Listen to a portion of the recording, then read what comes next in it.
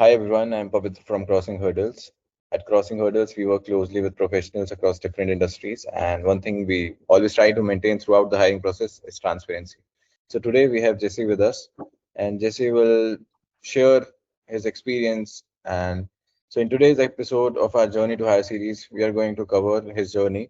So first of all, thank you for joining us today. We really Yeah, yeah. appreciate you taking the time to speak with us and share your experience. So you completed a contract through the support of Crossing Hurdles, where you worked in an AI role, right? So we're Yes, I really do. glad Yes. we're really glad to have you here to talk with us. So to begin with, could you briefly introduce yourself and tell us a bit about how you came across this opportunity through Crossing Hurdles? No, I think I found you folks on LinkedIn. There was like a job post or something like that. And Crossing Hurdles, I think it curates different like AI contracts that are out there. So, because I've seen multiple vendors when you apply for a Hurdle. So, yeah, I'm kind of always looking for something new and exciting. And I do work a lot in the AI space. Gosh, work for the big five. But so yeah, the Crossing Hurdles had something that popped up. So I clicked it, applied through LinkedIn, and then it told me sort of the next steps. The next steps were different for each time you apply for it. So yeah. Oh, that's great to hear, and thanks for sharing that. So from your perspective, how was the hiring process overall, starting from when you first applied to when you were finally selected for the role? To be fair, I'm trying to think because like there is so many when you apply for Crossing Hurdles, it does point you towards different vendors. So it might be, just an example, it might be Mercor, or it might be Handshake AI, or it might be Micro One. And so that process is not the same for each one. So like it's sort of Crossing Hurdles is more of the handshake between the like, to the job board. Um, so yeah. So the actual application process. So Mercor and Micro One are perfect examples of kind of the same setup. So they do AI interviews. So you're talking to a bot that tries to personalize your conversation, tries to test your strength, and then afterwards they score you based upon your response. So, and like it's sometimes it's kind of intuitive. Sometimes it's a bit funky, depending on the subject that you're applying for. So if you apply for something that's super technical, sometimes the AI bot will talk to you like you're basically a computer yourself, and you're like, no. And then other times, when you're when you're applying for it, it tries to stretch you and give you scenarios. It wants to know how you're going to respond. You kind of break out to the math. Both like most of the process when you do that is after they've quizzed you to make sure you know what you're doing because your resume is not enough. Your resume is not enough. Even their referrals not enough. And you go and the interview is really kind of like the trial by fire. If you do good at the interview, you're going to go to do the assessment. And the assessment is usually something like they'll want you to read a model and then break the model or agree or disagree. And so many like ways they have like kind of a rubric, but and it babysits you too, so you can't have anything else on. So if you're kind of like, if you're like me, where it's kind of difficult to have your entire screen occupied for one part of your interview, when it's digital like that, it can be a little uncomfortable. But they want to make sure you're not cheating. And if you're a domain expert, you're not cheating. But if you have your, it sounds silly, but if you have your Spotify in the background, you need to turn it off because the AI will think you're cheating, which is kind of silly. But yeah, that's the way it is these days. So yeah. Does that answer your That's question? really helpful. That's really helpful, especially for the people who might be curious about what the process looks like behind the scenes. So, Yeah. once you were onboarded on the project, what did your day-to-day work look like? What kind of tasks or responsibilities were you typically handling during the week?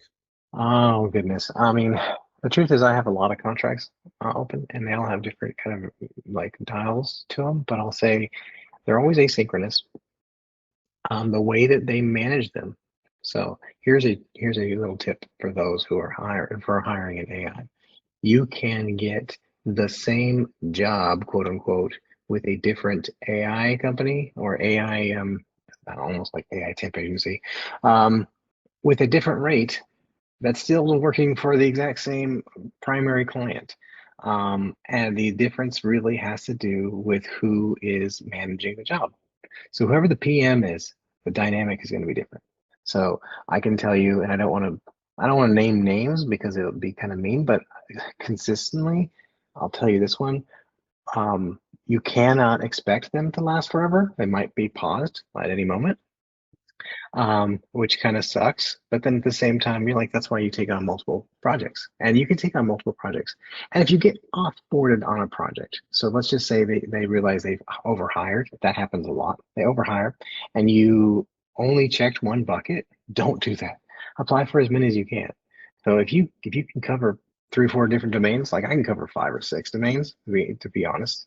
So because not everyone has a doctorate background in psychology and is a AI professional and technologists. Like not a lot of people have as many hats, but if you can do that. But the project management is really how you're going to like the project or not, because they're all sort of the same. I mean, when you're trying to break AI, or you're trying to break these models, or you're trying to do this stuff, the work is something that you're already familiar with, or you're just taking your skills and you're applying it to those companies. But yeah, the PM is going to make the difference, and the PM are the type of people who understand that you have a life, right? They understand that you have responsibilities and that you are working on a contract basis. So the mistake I've seen people where they treat a contract like it's their life. Um, they'll let you go in a minute and not be mean about it, but you need to have that sort of skin to say, hey, it might be time for you to go. And it's not, you just know that the project may have wrapped up. The client may have said, hey, we only needed this much data set, like we're done. But overall, you will see that the way that things are managed when you put on, just get your teeth in there, like just take a bite and see how you like it or not. And just because you don't like one project, like the work maybe not that fun, but the people are better. But it really is the project manager. I say that again because the project manager for, I'm thinking of a client right now that I'm working for, basically the same large AI company, but I've been hired by 2 of them to do similar work. And even with it being neck and neck the same work, the way that one people handle it, like panic frantic, they manage it like a hot mess. And so I'm like, you get in there and there's 7,000 Slack notifications. You're like, what is this? I don't even know where it's going to take me an hour just to figure out heads and tails. And then the other people were like, here's our office hours. Here's how you meet. And I noticed that sort of less babysitting feel and more, more human centered, they get better work. You almost want to tell the other client, but you have an NDA, so you can't. It's like, hey, if you were less babysitting and freaked out about this, you'd get better work.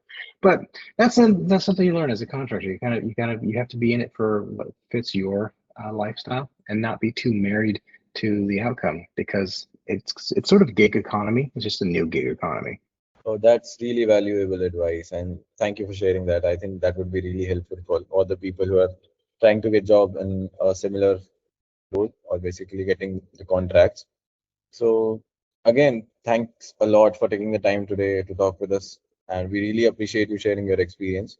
And I'm sure it will help many professionals who are exploring opportunities through crossing hurdles.